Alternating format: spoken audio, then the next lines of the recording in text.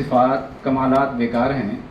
جس سماج میں انصاف نہیں ہوتا وہ تلوار اور قلم، ادب اور آرٹ، دولت و تجارت، قوت و حکومت، سب کوئی چیز اندر ہی اندر گھن کی طرح کھاتی رہتی ہے اور ایک دن ساری عمارت زمین دوز ہو جاتی ہے۔ تم دیکھ رہے ہو کہ آج فلسطین میں کیا ہو رہا ہے، ان میں اور تمہارے بھائیوں میں کیا فرق ہے۔